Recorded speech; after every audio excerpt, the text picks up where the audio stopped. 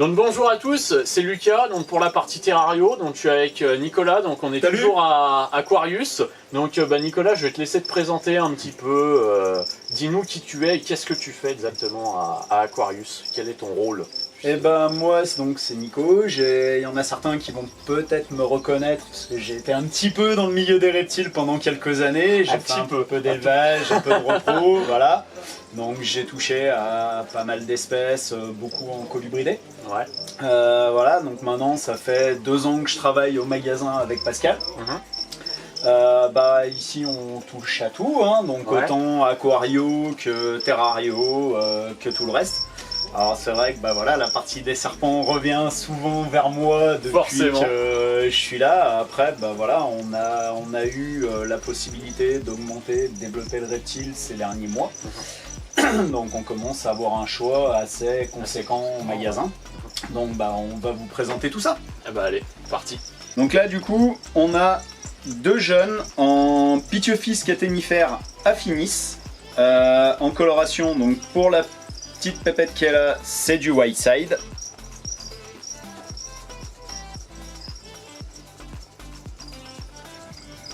Donc c'est bien de la Affinis. Le Whiteside est connu chez le sailly, mais il existe également en Affinis. Donc l'Affinis, c'est un serpent qui va tourner en taille adulte aux alentours d'1,50 m, 1,60 m environ. Ouais. Beaucoup plus petit que le sailly. Ou que le Mélanolocus par exemple. Ou que le Mélanolocus. Qui lui fait plus de 2 mètres. Plus de 2 mètres, exactement. Et ici, nous avons son frère de la même portée, qui lui est en caténifère Whiteside albinos. Donc avec une coloration qui rappelle bien le Whiteside, mais une teinte qui est quand même nettement différente, avec évidemment les yeux qui sont rouges. C'est des espèces qu'on pourrait mélanger à plusieurs dans un terrain, ça ?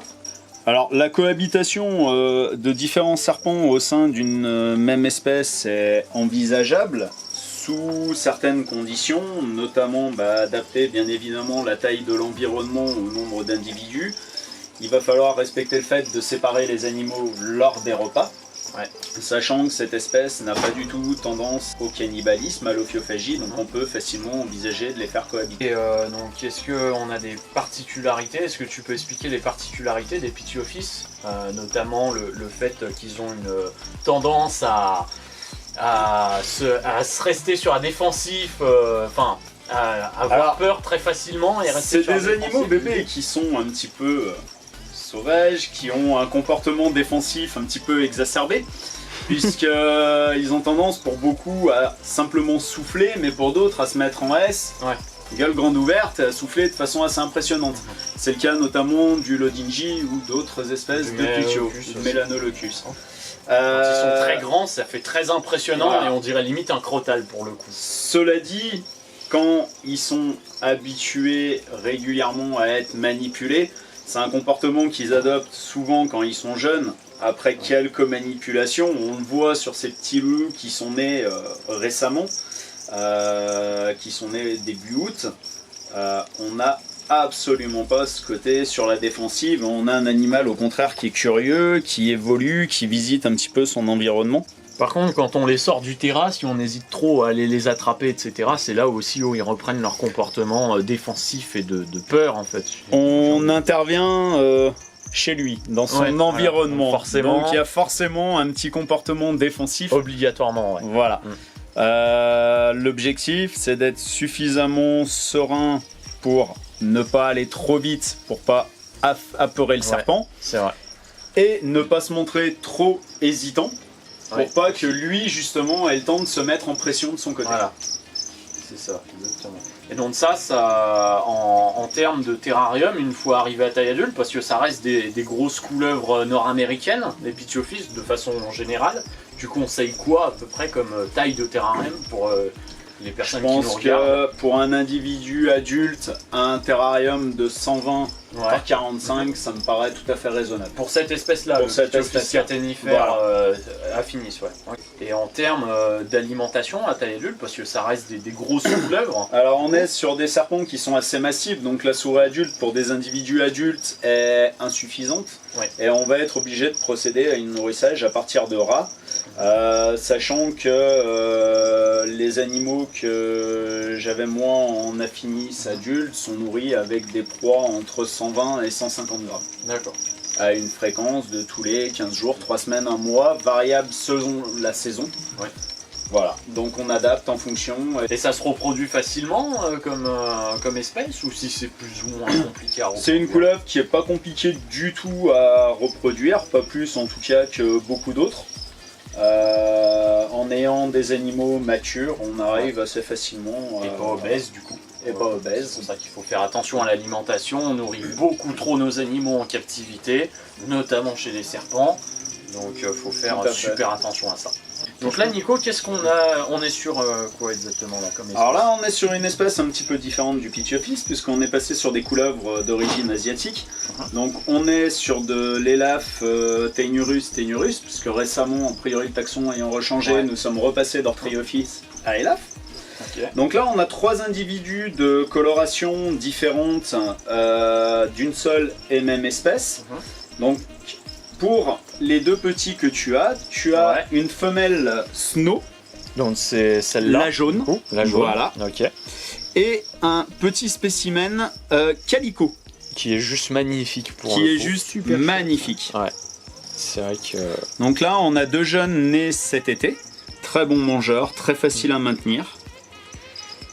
Ça, donc les élaphes, pardon, je suis encore habitué à l'ancien taxon, donc ça se maintient en terrarium, donc pour ceux qui ne savent pas du tout, donc arboricole. du Tout coup, à fait, pour le ouais, coup. de préférence. C'est très très arboricole. Il faut leur donner un grand espace en hauteur. Quelle taille à peu près pour cet animal-là à taille adulte?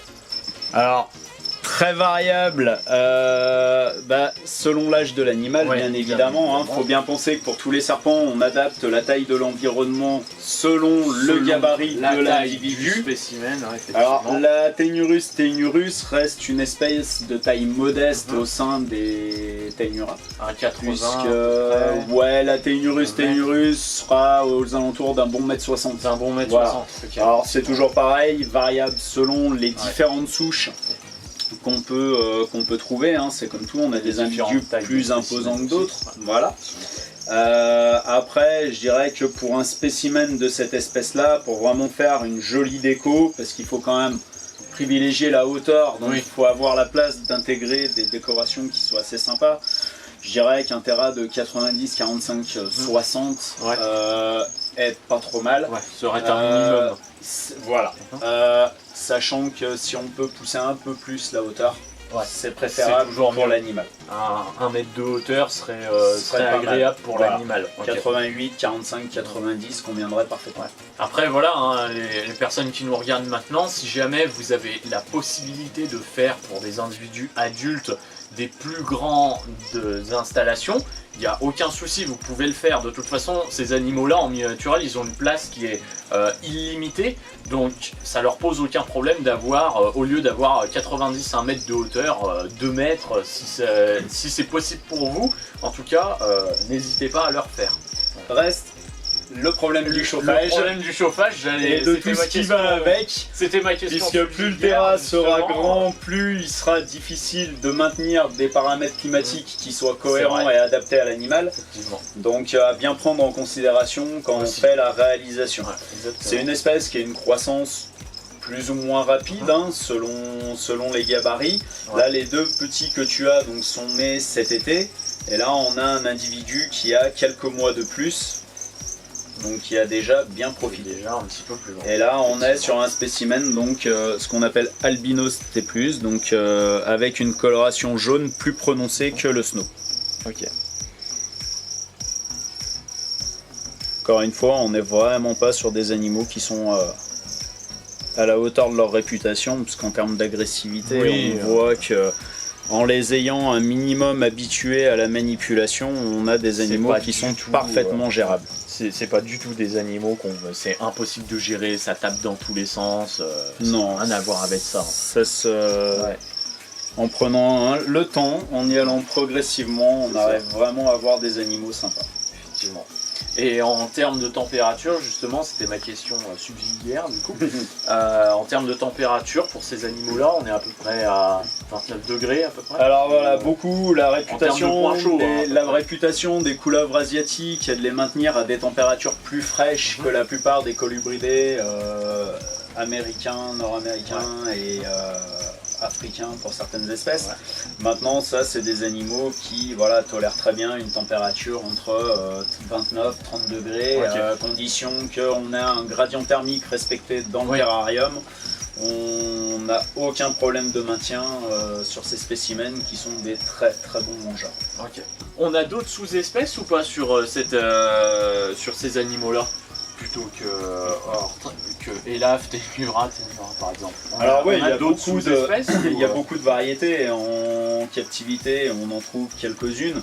Les plus courantes étant la Ténurus ténurus, la Ridleyi, la Calicianus. Frései, et évidemment la référence. La référence qui est la Calicianus, la beauté du Vietnam, qui atteint des tailles assez importantes, dépassant parfois 3 mètres. Ouais. Pour l'avoir vu de près, c'est des serpents assez magnifiques et assez impressionnants. Donc là, on est en présence de 2 pitons bronguersmé.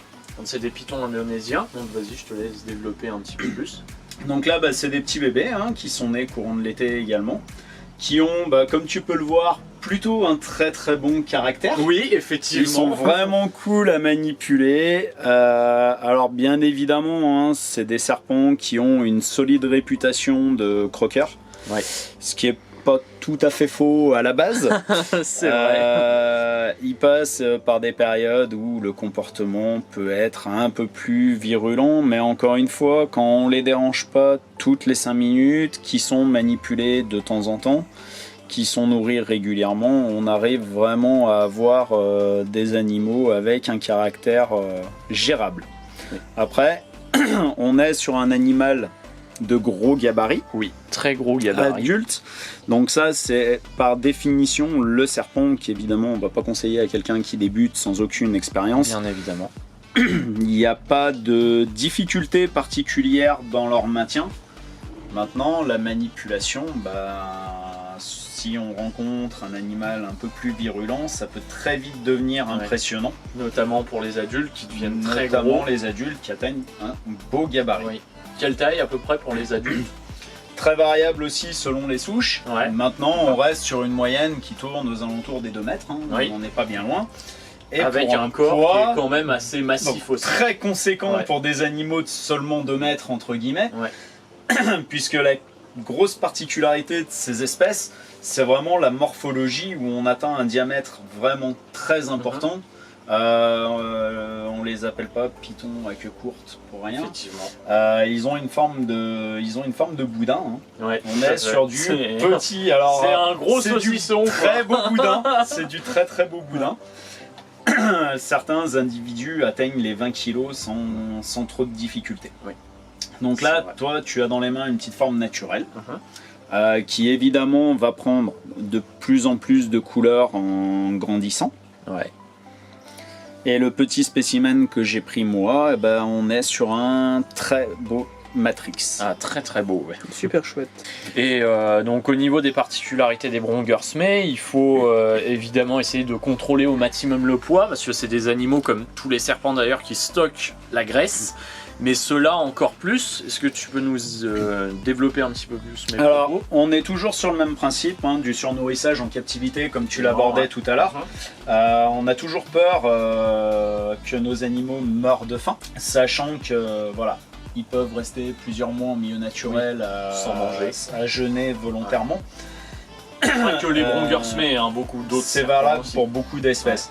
Après, le brong a la particularité quand même de se nourrir avec des proies de taille vraiment imposante, Oui. puisque en vue de leur corpulence, le rat adulte est même à la limite Oui. d'être suffisant pour des C'est individus vrai. de grosse taille. On est presque plus adapté sur du lapin, Ouais, sur du lapin, des choses comme ça, d'Inde, quoi. des choses Ouais. comme ça. Effectivement. Alors Cela paniquez dit- pas hein, dans les commentaires, etc. De toute façon, c'est leur régime alimentaire. On peut pas changer leur régime alimentaire parce qu'on va donner un lapin décongelé à un gros serpent. En fait, c'est comme ça que ça se passe et dans le milieu naturel aussi, quoi. Exactement. Donc, Exactement. Quand on adopte un petit loulou comme ça, faut être prêt à assumer le fait qu'un jour il deviendra imposant en taille. Oui. Et l'objectif est d'en avoir pleinement conscience, puisque c'est pareil, hein, c'est une durée de vie conséquente, donc Ouais. on s'engage sur le long terme et on n'achète pas un serpent à la légère pour faire joujou avec pendant 6 mois. c'est ça, exactement. Donc en termes de, je vais t'embêter encore, en termes de taille de terrain, à peu près. Alors en taille de terra, on est vraiment sur des dimensions différentes de ce qu'on a vu précédemment, puisque ces animaux sont exclusivement terrestres. C'est pas du tout. Alors un juvénile va éventuellement Un petit peu s'agripper grimper. sur des branches Ouais. si on lui le propose. Un animal adulte en milieu naturel, c'est des animaux qui vivent vraiment dans les sous-sols des forêts, donc qui Terrestre, ont terricole. exactement, ils ont Mhm. vraiment un comportement exclusivement terrestre. On va plutôt privilégier la surface au sol Au sol. à la hauteur. Longueur et largeur. Longueur, largeur, un terrarium d'1,50 m à 2 mètres en Ouais. longueur Mhm. par 50-60 de large, ça me paraît être Ouais. le minimum au vu du Effectivement, gabarit ouais. d'un animal adulte. D'autant que pour avoir un couple de black de Sumatra à la Ouais. maison, on rencontre un énorme problème avec ces serpents. C'est comment faire pour ne pas que le bac d'eau se retrouve La à l'envers. gamelle d'eau, et La voilà. gamelle d'eau. Puisque Un c'est grand vraiment, sujet. c'est vraiment des bulldozers et la gamelle d'eau doit permettre à tout individu de pouvoir se baigner régulièrement, notamment en période de mue, puisque c'est compliqué de maintenir un substrat humide Oui. comme en milieu naturel en captivité. Ouais. On a même plutôt tendance à le déconseiller pour éviter différents types d'affections, que Les ce soit bronches, cutanées etc. ou respiratoires. Ouais. Exactement. Mhm. Cela dit, il faut quand même que quand l'animal prépare une mue, il ait la possibilité de s'hydrater Effectivement. correctement. Ouais. Donc on peut pallier à ça par des pulvérisations et il va falloir régulièrement lui proposer la possibilité de se baigner. Puis il faut faire attention aussi aux pulvérisations, que les aérations soient quand même aussi assez conséquentes. Bien sûr. Pour pas que l'humidité reste non plus trop longtemps dans le Alors terrarium. l'objectif, c'est pas de faire une humidité stagnante. Les pulvérisations, elles vont intervenir en toute fin de mue quand l'animal reprend une coloration normale, Ouais. de façon à vraiment lui faciliter le processus de la mue. Ok. Sachant que la mue faite, on va prendre la précaution de nettoyer et de changer la totalité du substrat, de sécher le terrarium et de le maintenir dans des conditions qui soient adaptées, mais en ayant un sol qui reste totalement sec. Ok, d'accord. Et en termes de substrat, du coup, pour pallier à tous ces C'est un problèmes, du coup. très très grand débat que Ouais. tu ouvres là. Puisque les substrats, tout le monde y va un peu de sa sauce. Je pense que tous les gens qui ont des reptiles chez eux, on a tous essayé beaucoup de substrats différents. Beaucoup de choses. Personnellement, aujourd'hui, j'ai pas trouvé encore le substrat idéal. Le substrat idéal, Tous les substrats ont des qualités, tous les substrats ont des défauts. Ouais. Donc après, c'est à chacun d'adapter le substrat en fonction de l'espèce qu'il a chez lui et en fonction de sa façon de fonctionner. Ok. Donc là, je botte un peu en touche, hein, Oui, non, mais c'est vrai. c'est très compliqué d'imposer un substrat. De dire prenez celui-là Prenez celui-là parce qu'il est mieux. Aucun Ouais. substrat est parfait. Mhm. Tous ont des qualités, Ouais. tous ont des défauts. C'est ça. Et après, chacun s'adapte en fonction de sa façon de procéder. La règle importante, c'est d'avoir une couche de substrat un petit peu épaisse quand même pour Oui, ces pour individus-là, qu'ils puissent puisqu'ils aiment bien s'enterrer, s'enfouir etc., ouais. partiellement. Mhm. La cachette, finalement, type caverne, grotte ou autre, Ouais. est pas Ça leur forcément indispensable, Ouais. puisqu'il va plus avoir tendance à se cacher dans le substrat.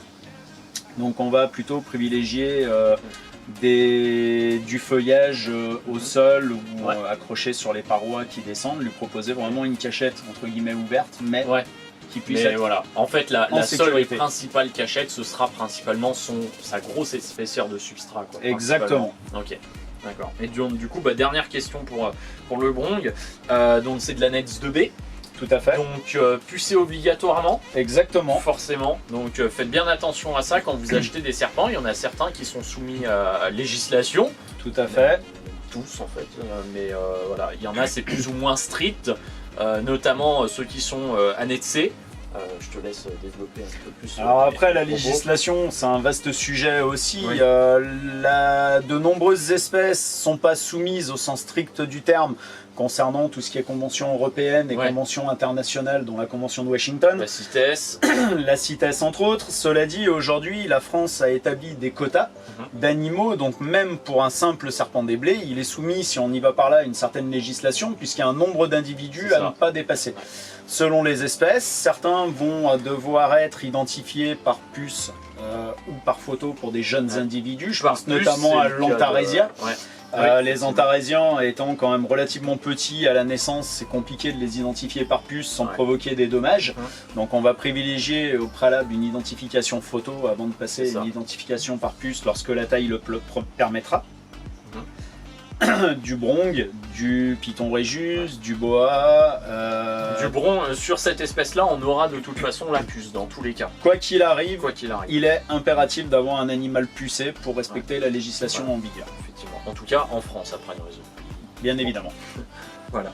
Ok. Et ben en tout cas, super. Merci beaucoup, Nico, pour C'était avec cette plaisir. présentation de serpent. Voilà, du coup on se retrouve avec Pascal et Nico. Donc Nico, vous avez pu voir sur la partie terrario avec Lucas, et Pascal que vous avez vu avec moi.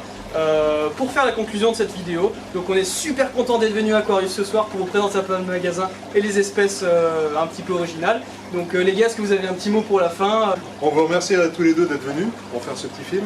Ça a été super sympa de vous avoir. Ça vous permet de faire découvrir un peu le magasin, de vous le découvrir aussi. Ouais. Et Merci puis à vous de découvrir nous des avoir espèces reçus. qui sont pas très courantes.